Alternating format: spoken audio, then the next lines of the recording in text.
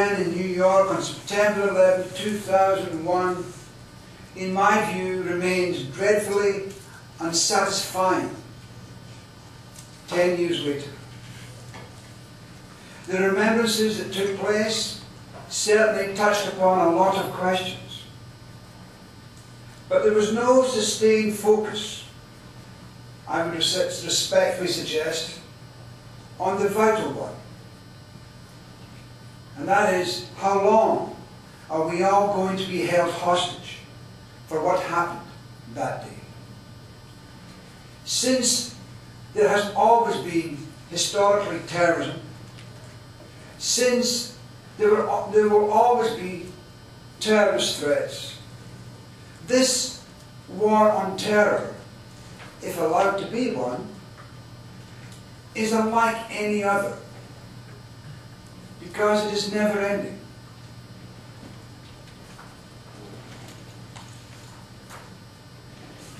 I suggest to you that the war on terror is a far more complicated narrative than a simply good versus evil story.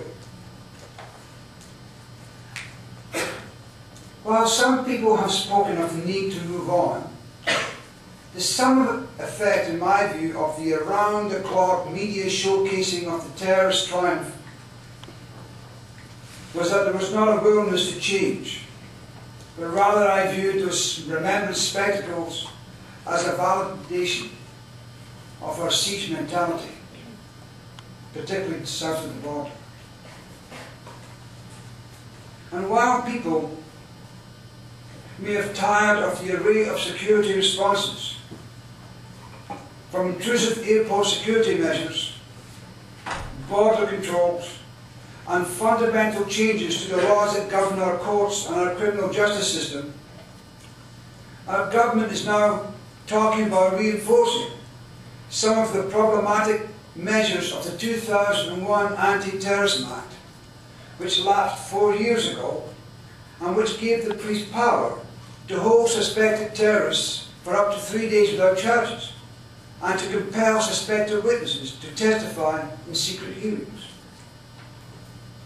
Given that terrorism can never be fully eradicated, our international leaders can choose to inflate the threat of terror with all its corrosive consequences, or establish a climate that puts the threat of terror in a realistic perspective, one that allows us to move on in our everyday life. The multi-trillion-dollar international war on terror, inspired by what Prime Minister Harper called Islamicism on television a few weeks ago, simply, in my view, reinforces the fear mentality. 7 years after 9/11, Washington imposed passport requirements along our border. Ottawa is bringing back the anti-terrorist legislation. State surveillance powers are being increased. A security perimeter accord is presently being negotiated. And it doesn't seem to matter that in North America, more people have died from snowmobile accidents since 9/11 than from terrorism. It was only 2 years ago, Stella Remington, the former head of MI5, which is the British Security Service, criticised her own and other Western countries' reaction to 9/11 as excessive. What she said was that it would be better that the government recognised that there are risks, rather than frightening people to pass laws which restrict civil liberties. Precisely one of the objectives of terrorism, that we all should live in fear under a police state. And it appears to me that no one is listening to her. We haven't opposed Big Brother. We have embraced him. We have become a surveillance culture. inured to being monitored wherever we go by security cameras, traffic cameras, nanny cameras, baby monitoring cameras.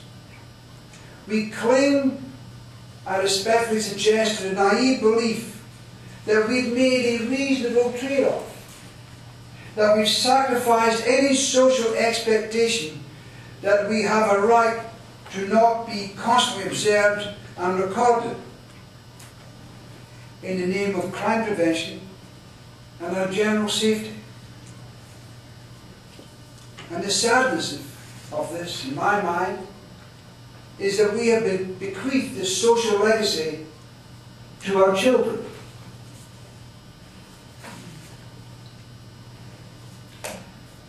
We have also failed to ensure that governments everywhere, including our own, adhere strictly to the UN Security Council's 2003 declaration, which stated that all states must ensure that any measure taken to combat terrorism must comply with all their obligations under international law.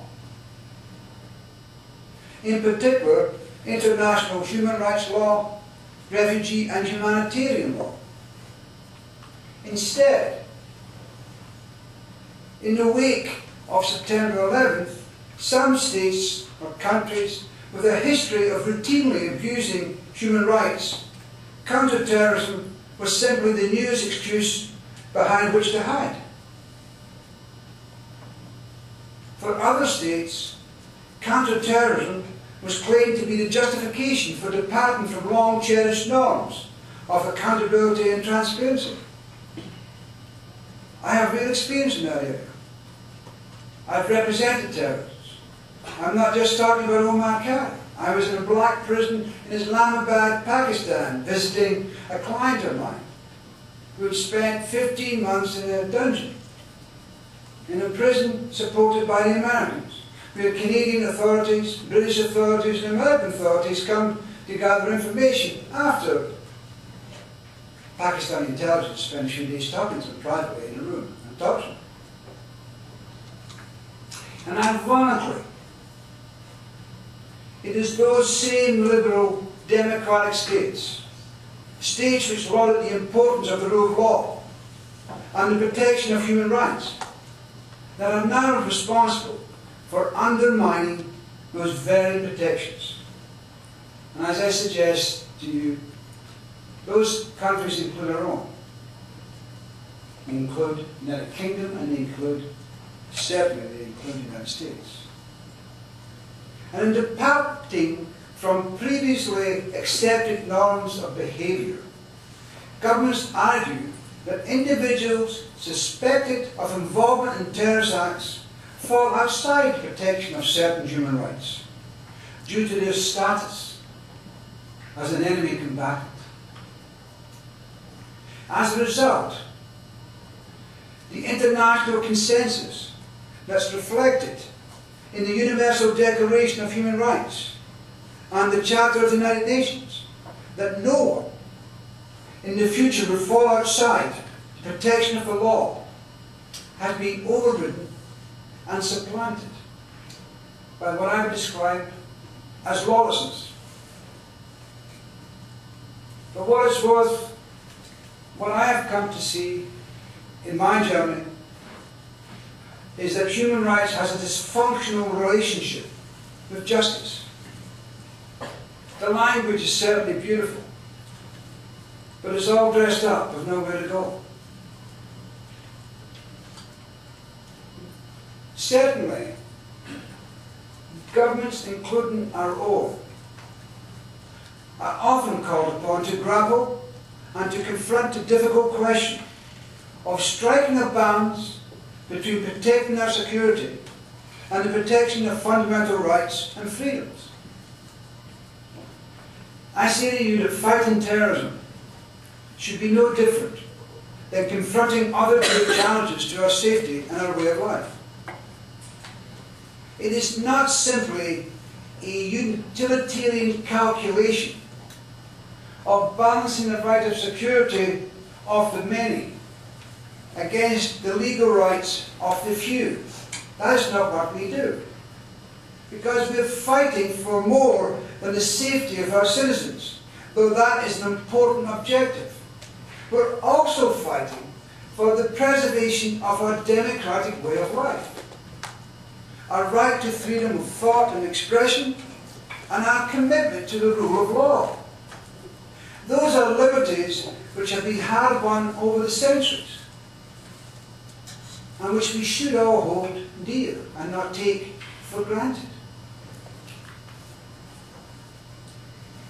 One would never have envisaged the history of the new century would encompass the destruction and distortion of fundamental legal and constitutional principles that have been in place since the 17th century. We are witnesses to disturbing events, with habeas corpus being abandoned, secret courts being created to hear secret evidence, guilt inferred by association, torture and rendition nakedly justified, and vital international conventions consolidated in the aftermath of the Second World War, such as the Geneva Conventions, the Refugee Convention, the Torture Convention, and many more, have been deliberately avoided or ignored in the so-called war on terror. We appear to have forgotten our history lessons, the lessons of the Star Chamber, where the accused were submitted to torture, to accusations based on secret evidence, held by a secret court while being shackled in the extremes of isolation. The worst excesses of the last 10 years should have sounded loud alarms, not the least because of that precise historic parallel to the Star Chamber.